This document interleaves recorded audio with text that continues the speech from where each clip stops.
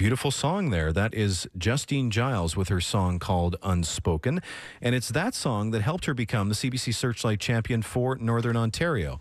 And now she moves on to the next round where she's going to be up against 25 other finalists from across the country. And she's going to need your votes to move on to the top 10. What's at stake in this contest is a huge prize that could catapult a young artist into a musical career. There's a residency at Banff, an appearance at CBC's Music Festival in Toronto, also an appearance on Q on CBC Radio 1, a mentorship, access to industry insiders. And this afternoon, Justine Giles is joining me in our studios today. Hey, Justine. Hey. How's it going? Good. Still cool to hear your own song on the radio? Of course. I don't think I'll ever grow tired of it. I wouldn't either. That's a pretty cool thing. So this is actually not your first foray into the Searchlight contest. We were talking earlier. You've entered a couple of times before in the past. So how did you manage to win this time? What happened? Yeah, that's a great question. Like I said to you earlier, I just keep doing it. I just keep doing my thing. Practicing, honing my craft, going out doing shows, and I honestly think that contributes a lot. Just perseverance, not giving up. I did enter this, I think, maybe 2 or 3 years ago for the first time, and I didn't even make it to the next round, which was the regionals. Last year, my song Sparks got to the regional round, which was great. So this year, when I found out, okay, this new song that I put out is in the regionals, I thought, oh, great. Okay, so can we push it even further this year? Can we finally get to the nationals? Which we did. So just keep going. Just keep putting your stuff out there. You have been playing music for 20 years, but you're only 24? Yeah. That's a long time to be playing music. How did you get into music? Well, my dad's a musician, so that's a huge influence for me. You know what? I grew up and I always went to schools that really cherish the arts. And I don't know if that happens at every school, but we did plays all the time, Christmas concerts. In grade 6, we did Romeo and Juliet, and I was cast as Juliet. Even though I went in to be the stage manager, the teacher said, no, you're my Juliet. So I ended up auditioning and doing that. I went to Sudbury Secondary School, majored in vocals and visual art. So it's always just been in my environment. So really, I have been doing it since I was a little girl. And your drive is to keep doing it, to make it a career. Yeah.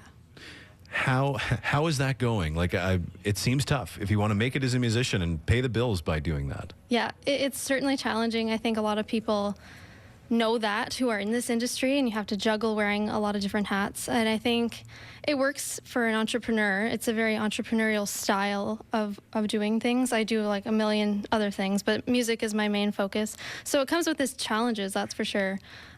Tell me about the challenges, because I think a lot of people may just think, it's a musician, you know, they drive around in a van, they're doing okay. But tell us about the challenges that you have to go through. Right. So something that comes to mind when you say that is when people buy or steal music online. Right? So you think about iTunes, for instance. Someone will buy a song for 99 cents, or some people don't even want to buy it for 99 cents. But they have to realize what the artist has to go through to get it onto iTunes, or just the recording process in general.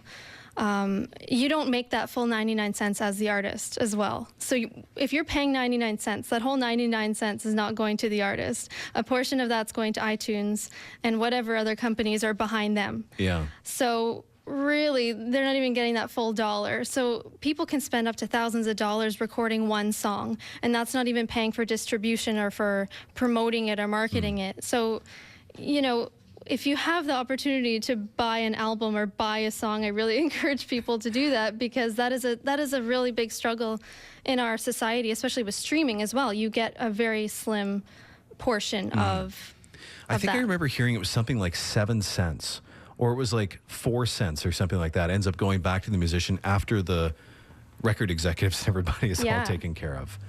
Speaking of executives, you have been kind of spending time in Sudbury, but also spending time in Montreal trying to launch your career. And I know you've been doing these showcases, you've been meeting with executives, trying to get your career launched. What is that like? It's a very interesting, long process that kind of feels like it never ends. I have been at this my whole life, but specifically the past 4 or 5 years. I feel like I built myself up here in Sudbury to the highest degree that I could. Playing a lot of shows. I've played all these places downtown time and time again. And it's not that it gets old, but I just always want to be growing and expanding and connecting with new people, which is why CBC Searchlight is so great, because you reach the whole country. So I started going to Montreal at the end of 2014, and I was hoping that I would meet a lot of connections through that, just through showcasing. And I learned a lot. I worked with different showcase companies. Some were reputable and some were not, but this is something that you have to just go through and learn. Yeah. Like what are the non-reputable ones? Like, what are their problems? They're just like shifty. They're not really interested in pursuing you as an artist. They're more so thinking, we just want to make money. Absolutely. Yeah. I think that's a really old and tired story of the industry, and I think people have a lot of fear about that, and some people don't even want to enter the industry because of these corporate sharks, if you will, which I think is really, really unfortunate, because I think in this day and age we need real art and we need people to express themselves, and so I don't want that to stop people. I think it's really just a part of the journey, and I do think it's unfortunate that there are companies out there who are solely profiting. The artists aren't profiting. All of these artists, including myself, and all of their followers and supporters are paying for tickets that are going to some company that they're not investing in their artists. It's just to cover their own head, essentially. Yeah. I can remember Lauren Mann. She came through here a couple of years ago. She won the Searchlight contest a couple of years back, but I can remember she came in here to do an interview with me, and it was great she came in, but I can remember she was like, what time is it and where am I? She had like driven all night, basically like by herself almost. She said she hadn't showered in like 3 days. Wow. She was going through a really bit of a rough time, it seemed, with the touring. And she looked so frustrated. But I said to her, so why don't you do something else? She's like, no, I still love it at the end of the day.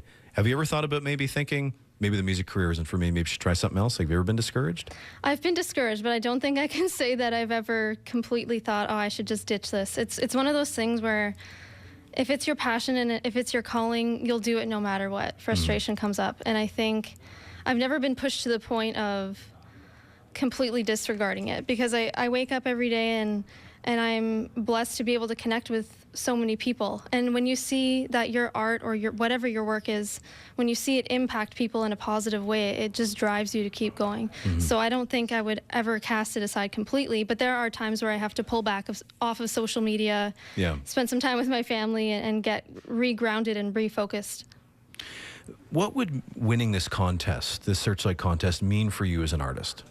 That's a really good question. I think it's great exposure. Already, I've had so many people contact me that are just finding out about me from across Canada. So already the exposure is unreal. It would be so great to be able to go to Toronto and do these music festivals, because it's kind of hard to get slotted in these kinds of things if you don't have someone representing you or a really good booking agent.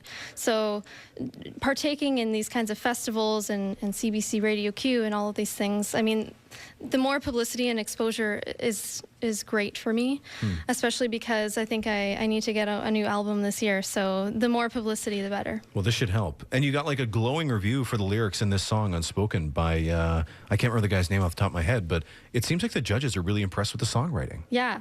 Which is awesome. It meant a lot to me, for sure.